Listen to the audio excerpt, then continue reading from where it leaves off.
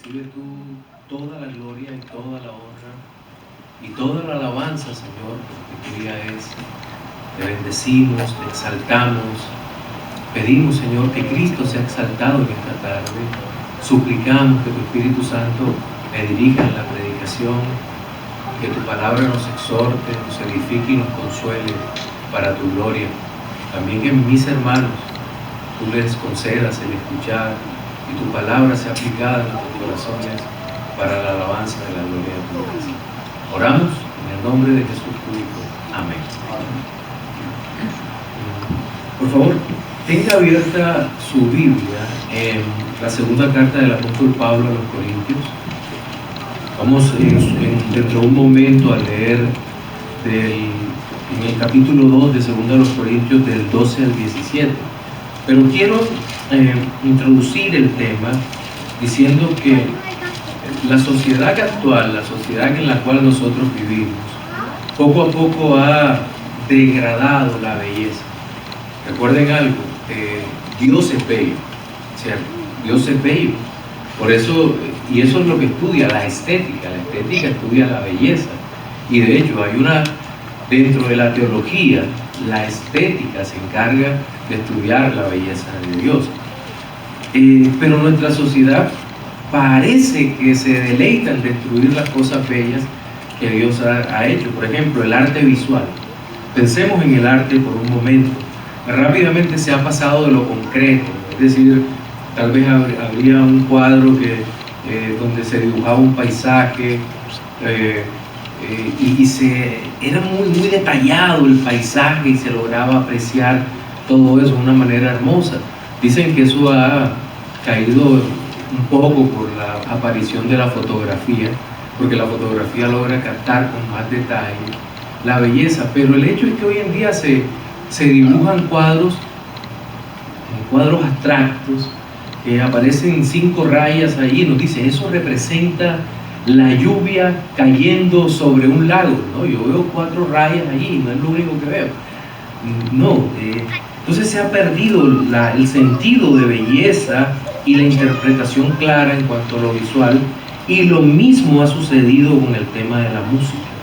Por ejemplo, se ha perdido la armonía clásica, lo tónico, donde hay una nota que domina y se ha rápidamente desplazado a todo lo atónico. ¿Y qué decir de los ritmos actuales, como los ritmos como el reggaetón o demás, que no solo el ritmo es un desastre, sino las letras, todo lo bello se ha echado a un lado? Hoy creo que difícilmente una persona con un corazón creyente aceptaría como serenata las letras tan terribles que hoy en día se utilizan. Y eso solo por hablar de lo visual y lo auditivo.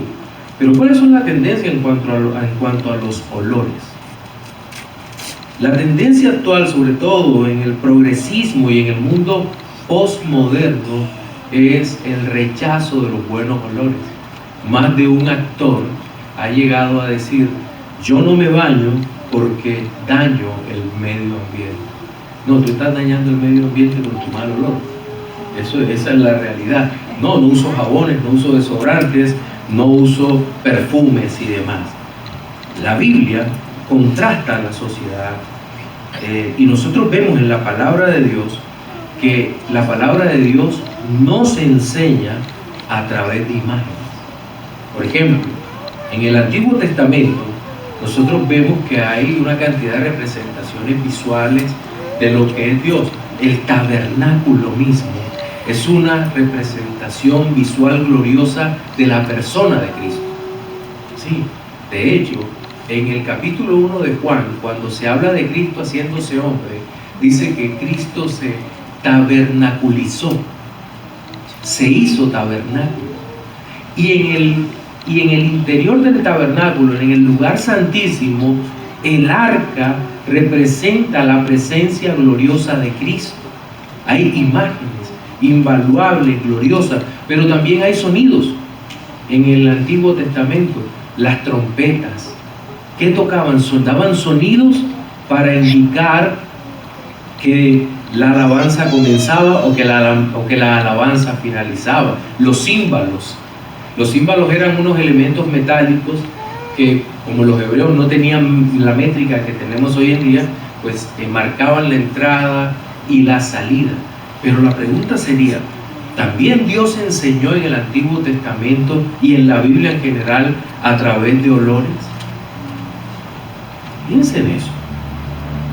Los sacrificios del Antiguo Testamento, como lo veremos dentro de un momento, son presentados como olor grato al Señor, que simbolizan su amor y su gracia.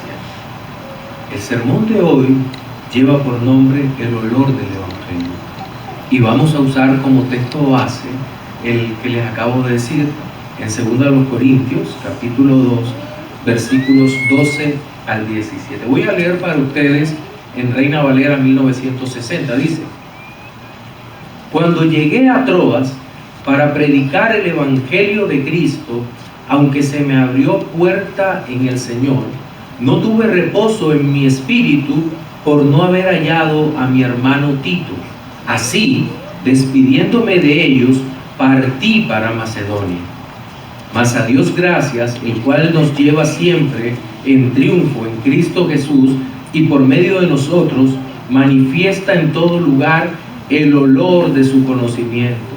Porque para Dios somos grato olor de Cristo en los que se salvan y en los que se pierden. A estos claramente olor de muerte para muerte, y a aquellos olor de vida para vida. Y para estas cosas, ¿quién es suficiente?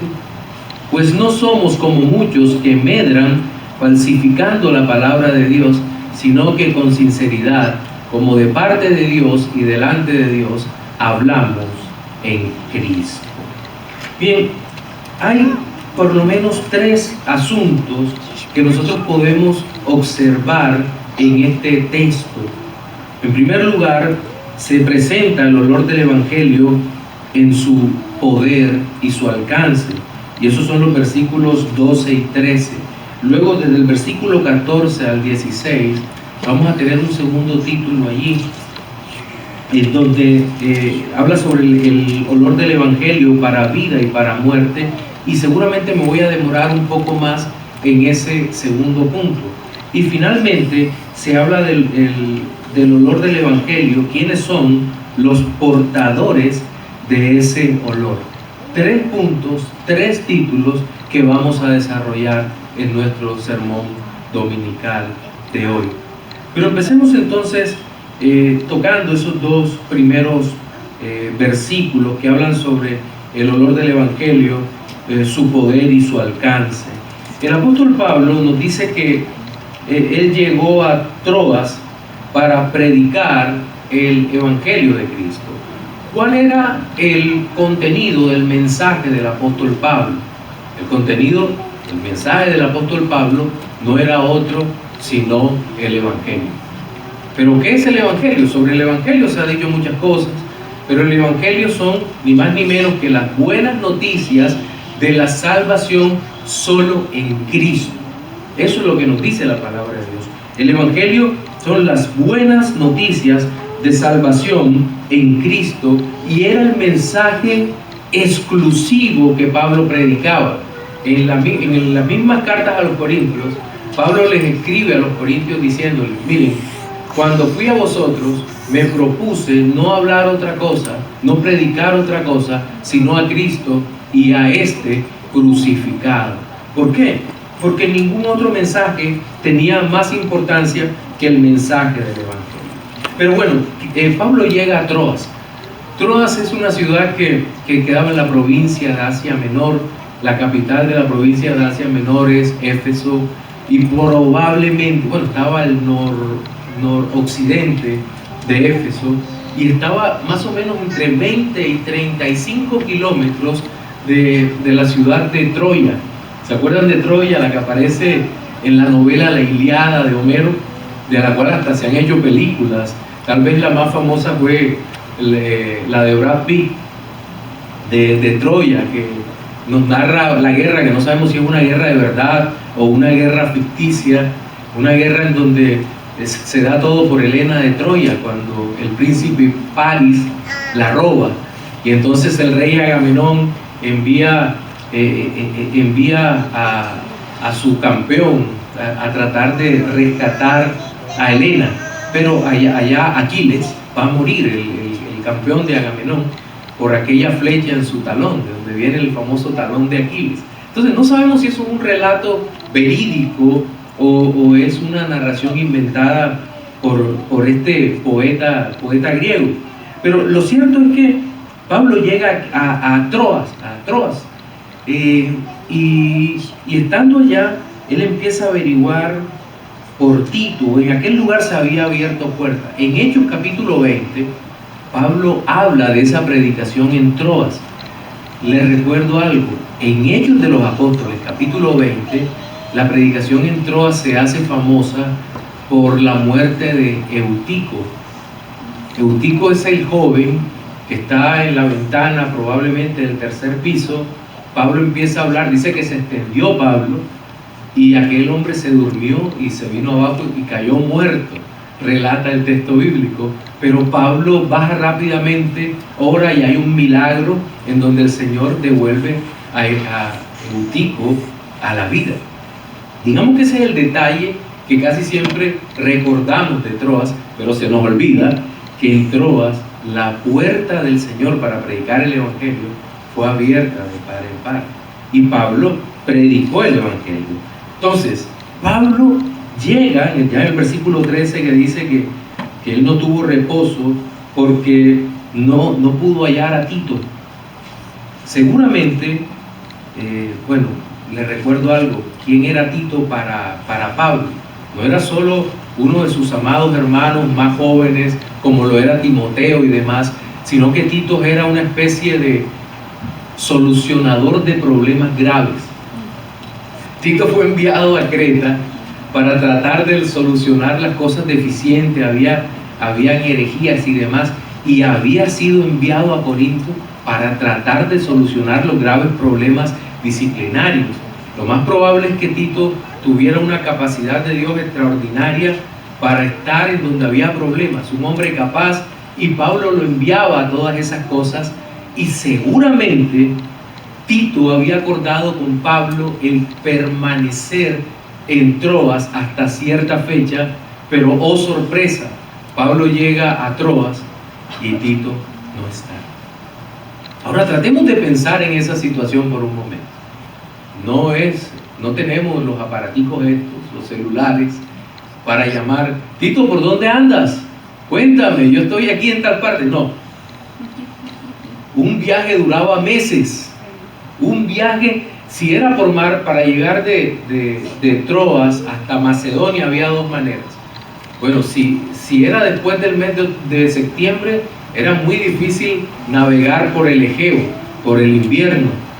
No había sistemas de GPS, había que bordear pegado a la costa para no perder el contacto y llegar así hasta Corintio, que quedaba muy al sur en la provincia de Acaya.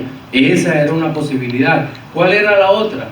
Dar la vuelta, salir de Troas, pasar hacia Macedonia, cuya capital era Filipos, seguir de largo, pasar y llegar hasta Acaya, pasar tal vez por Atenas, llegar hasta Acaya, cuya capital era Corinto. Pero eso se iba a demorar muchísimo. Ahora imagínense la incertidumbre. ¿Qué hacer si no encontraba a Tito? El corazón se pone pequeño. ¿Dónde estará mi hermano? No me puedo comunicar con él. Por eso en la antigüedad se dice que había plan A, B, C y hasta D. Si no nos encontramos en tal lugar, seguramente nos encontramos en otro lugar dentro de una semana, dentro de tantos días, hasta que las personas pudieran encontrarse. Entonces, este era el tema. Tito tenía como misión tratar de solucionar todos los problemas morales, de división, espirituales, que se estaban dando en la iglesia de los Corintios, y entregarle el reporte a Pablo. Entonces, Pablo estaba inquieto, era por ¿qué está pasando en Corinto? ¿Qué está pasando? ¿Qué está pasando con los hermanos? ¿Qué está pasando con los creyentes en Corinto? ¿Se están solucionando los problemas profundos que la iglesia tiene? Más adelante en esta carta, no le hago spoiler porque no puedo seguir predicando en los siguientes domingos, pero en esta carta vamos a encontrar que, gloria a Dios, los problemas se solucionaron. Problemas morales, problemas de división, fueron siendo tratados. Y luego Pablo va a hacer una defensa grandiosa de su ministerio. Pero ¿por qué se solucionan los problemas en aquel lugar? ¿O por qué se solucionaron o se solucionarían? Por el poder del Evangelio. Entonces, el Evangelio es fragante y tiene olor fragante porque es poderoso, porque tiene, el contenido es Cristo mismo, porque el Evangelio es poder de Dios. Lo va a decir el apóstol Pablo en la carta a los Romanos, capítulo 1, versículos 16 y 17, que el Evangelio es poder de Dios para todo aquel que cree. El Evangelio transforma las vidas y seguramente el apóstol Pablo tiene la plena convicción de que el Señor Jesucristo está trabajando en los corazones de los corintios y que por el poder del Evangelio está dando fruto abundante. Digamos que hasta allí podemos ocuparnos de ese primer título y estar confiados en que el Evangelio de Dios se aplica de una manera poderosa, porque el Evangelio de Dios es esto, es poder de Dios para salvación de todo aquel que cree. El Evangelio estaba llegando a todo rincón del Imperio Romano y el Evangelio de Dios era efectivo. Pero ahora viene la parte que le da título a nuestro sermón y que tal vez vamos a demorarnos más: el olor del Evangelio para vida o para muerte. Ya en el versículo 14 dice: mas a Dios gracias, el cual nos lleva siempre en triunfo en Cristo Jesús, y por medio de nosotros manifiesta en todo lugar el olor de su conocimiento. Miren cuánta convicción. Esta convicción no es producida por un mensaje motivacional, por un coaching que le dice tú eres lo mejor, no, sino que realmente Pablo está viendo el poder del Evangelio que opera en el corazón de los hombres, y por esa razón se expresa en acción de gracias. A Dios gracias, el cual nos lleva de siempre en triunfo en Cristo Jesús. Y uno se pregunta, ¿cómo así que triunfo? ¿Qué tipo de victoria? ¿De qué está hablando Pablo en esta parte? No entiendo. Pues bien, los triunfos del Evangelio muchas veces son antiintuitivos, contrarios a lo que nosotros podemos ver en el mundo. El Evangelio de Cristo es el único que produce efectos en medio de las derrotas, de las grandes derrotas. Pregunto, ¿Pablo salió derrotado en su encuentro con el Señor Jesucristo? Sí. Salió derrotado en aquel camino a Damasco. Salió ciego, temeroso y demás. Pero para su vida fue un triunfo. Porque el Señor lo levanta y le da a conocer toda la verdad. ¿Perdió? Sí, perdió todo. Todo lo que él era. Su posición en el Sanedrín, perdió todo. Pero el apóstol Pablo ganó vida eterna. Fue ganado para la gloria de Dios. Dios le dio victoria. A Dios gracias, que nos da siempre en triunfo en Cristo Jesús, y por medio de nosotros manifiesta en todo lugar el olor de su conocimiento, osmé, sería el griego koiné allí, el olor que se manifiesta en todo lugar, porque para Dios somos grato olor de Cristo a los que se salvan y en los que se pierden. En el capítulo 1 del libro de Levítico, en el Antiguo Testamento, Levítico capítulo 1, permítanme leer el versículo 13.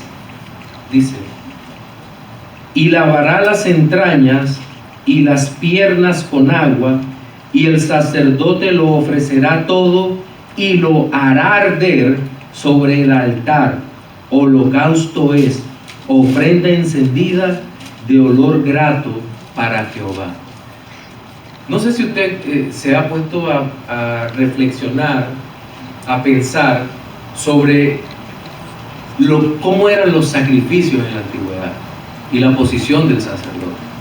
Había sacerdotes menores que eran los encargados de tomar los corderos, abrirlos, sacar las entrañas, lavarlas con agua. Más o menos ese era el proceso del holocausto, lavar las entrañas. En los sacrificios donde se partía el cordero, también lo cortaban ellos, pero eran muy cuidadosos de tomar la sangre y ponerla aparte, porque la sangre tenía que ser ofrecida delante del altar. Luego en el holocausto se quemaba la grosura, los intestinos y demás, y se quemaba luego el cordero. No, nada quedaba que no fuera totalmente consumido por el fuego. Ahora, ¿a qué huele cuando se cortan muchos corderos y hay mucha sangre? ¿La sangre tiene un olor agradable o desagradable? No. Pero la carne sí, cuando es asada. Cuando la carne está siendo asada, el olor que desprende es un olor agradable para nosotros, ¿cierto? En la antigüedad, los sacerdotes, cuando presentaban la sangre en el lugar santo, antes de entrar al lugar santísimo, era matizado el olor con los perfumes. Entonces, había olor de perfumes o de aceites y había el olor a la carne que se quemaba. Ahora pensemos un momento en la persona que está afuera, en el hombre, la mujer piadoso, piadosa que está afuera y siente ese olor y asocia ese olor, la carne que se quema, el olor de la sangre, el olor del perfume, lo asocia con su propia redención. Porque el sacrificio está representando, el holocausto está representando la obra de Cristo a su favor. De tal manera que el hombre piadoso está entendiendo de manera adelantada, a través del gesto o la acción profética de ofrecer el sacrificio ante el Señor, está entendiendo en su corazón, en su alma, que sus pecados están siendo perdonados. Olor grato, dice. Ahora, Dios dice que este sacrificio es olor grato para Él. ¿Por qué? Porque hay una acción de humildad del sacerdote que presenta a la víctima, que sustituye a los pecadores al presentarlo delante de Dios. Es toda una acción sustitutiva que Dios acepta. ¿Lo va usted enlazando con la obra de Cristo? Pablo lo hace. Pablo lo hace. Porque dice claramente, porque para Dios somos grato olor de Cristo en los que se salvan y en los que se pierden.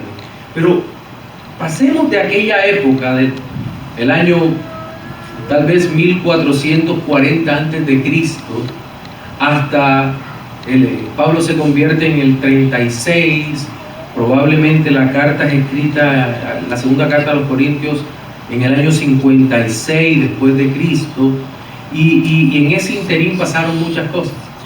Israel dejó de ser una nación teocrática, independiente, cayó primero bajo el dominio de los asirios, luego saliendo de eso Nabucodonosor los lleva cautivo a Judá, regresan bajo el dominio de los medo-persas, luego los griegos destrozan a los persas, tienen un sueño de libertad de unos cuantos años, y posteriormente los romanos capturan o hacen esclava o sierva a la nación de Israel. Y en ese contexto es que Pablo está escribiendo esta segunda carta a los Corintios. Y tal vez la imagen que tiene en su mente, como lo retratan tanto Pablo Wickham como Kistemaker, es que es la imagen de un desfile triunfal. Los generales romanos salían a luchar sus batallas y de pronto cuando regresaban victoriosos todo el pueblo los aclamaba, pero el desfile triunfal era preparado cuidadosamente. Los campos por donde pasaban casi siempre era el campo de Marte, se extendía hasta un templo que era en honor a Marte, dios de la guerra. Incluso se celebraban o se levantaban ofrendas a otros dioses falsos. Todo el camino era lleno de pétalos de flores.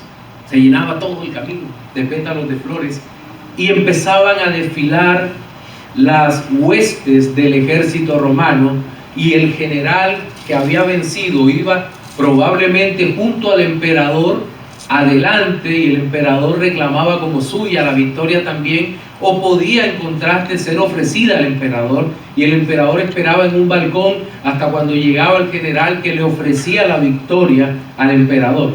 Pero en esa marcha, los capturados, los esclavos, iban atados o enjaulados en la parte de atrás, en la parte trasera de todo este desfile, de toda esta feria de vanidades.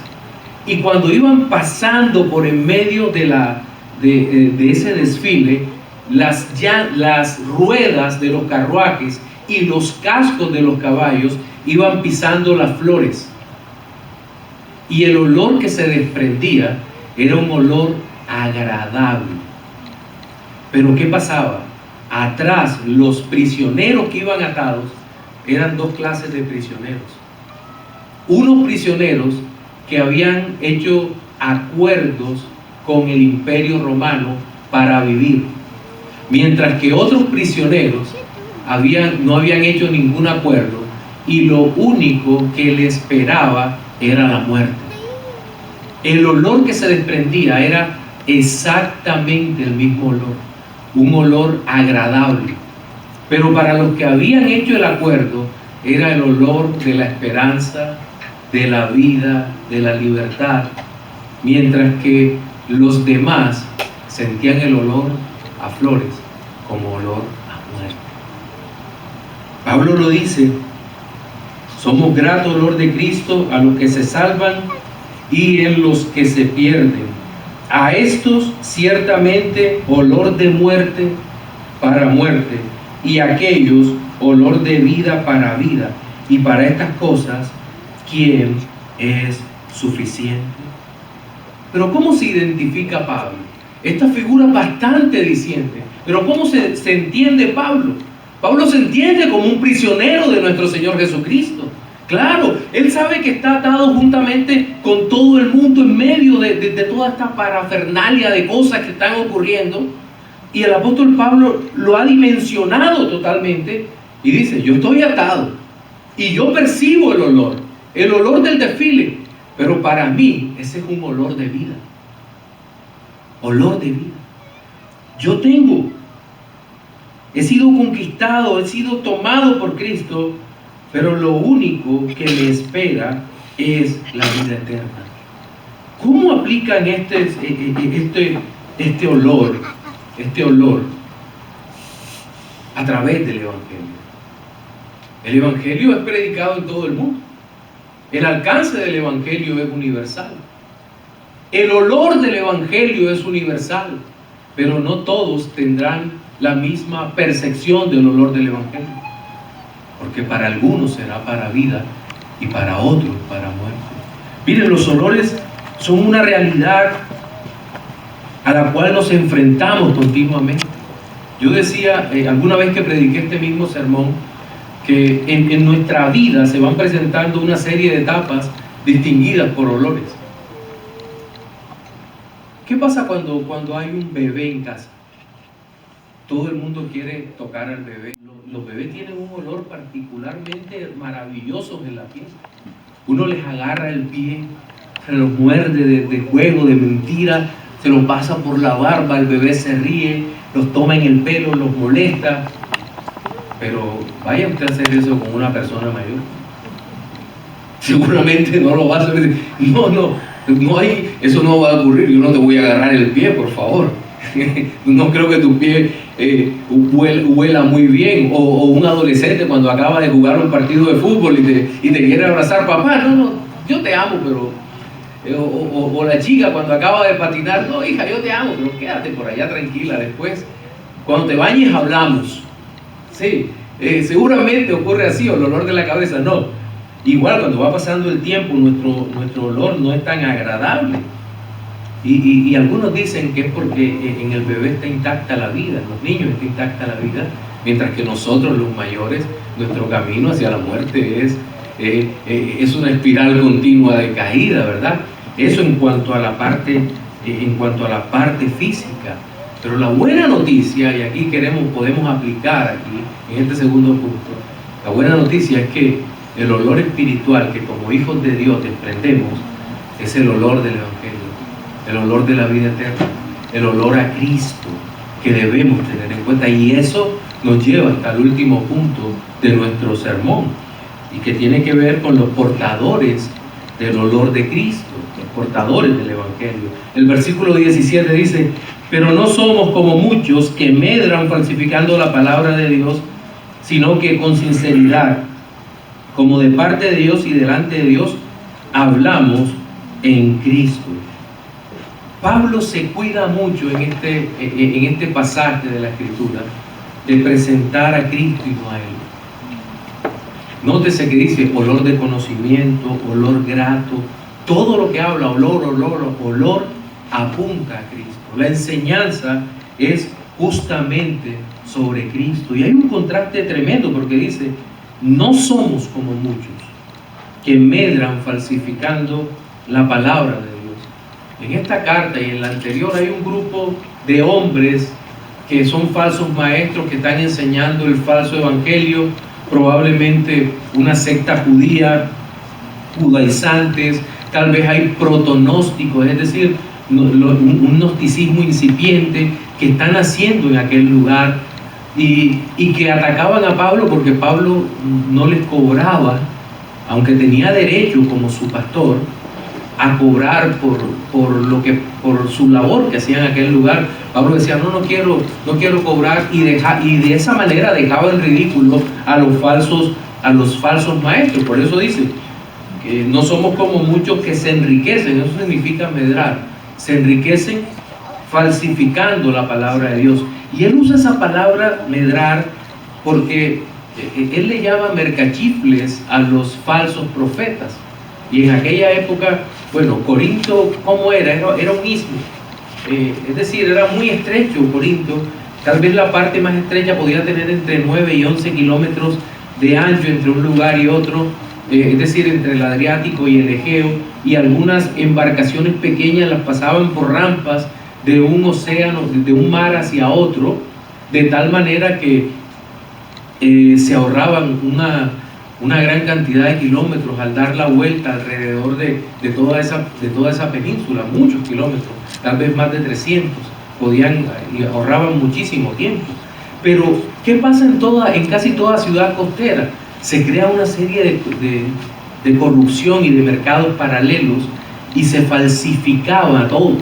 Se falsificaba el vino, y mezclaban buen vino con vino de mala calidad y se vendía como original.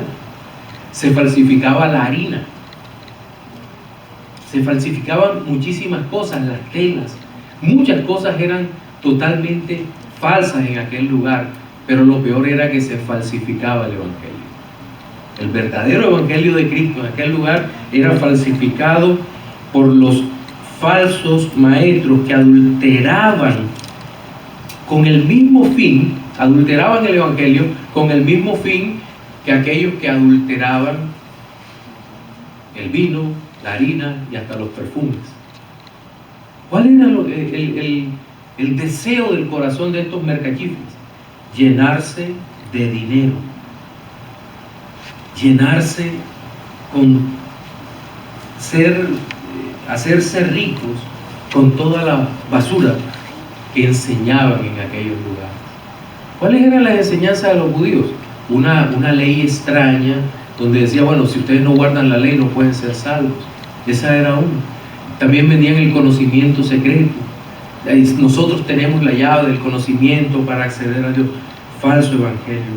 Pero lo cierto es que estos hombres no eran verdaderos portadores del olor del evangelio de Jesucristo. Y por eso Pablo dice: no, ellos son falsos, pero nosotros predicamos con sinceridad, como de parte de Dios y delante de Dios, como de parte de Dios, es decir, llamados por Dios para el ministerio.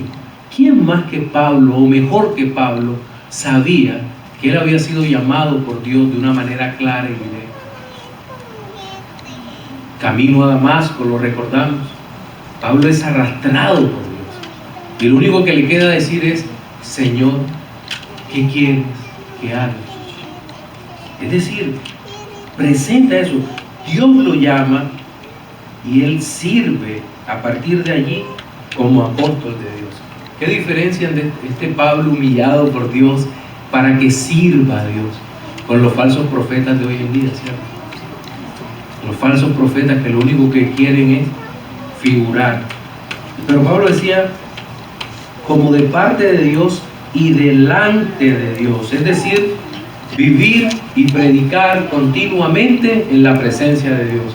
Esto es lo que se llama Corán Deo, vivir en la misma presencia de Dios. Era consciente de esto, era consciente que toda su vida estaba marcada por Dios y que él desprendía el olor del Evangelio. ¿Y cuál era el mensaje de Pablo? Volvemos a lo que estábamos lo que decíamos en el primer punto. Y delante de Dios hablamos, dice, en Cristo.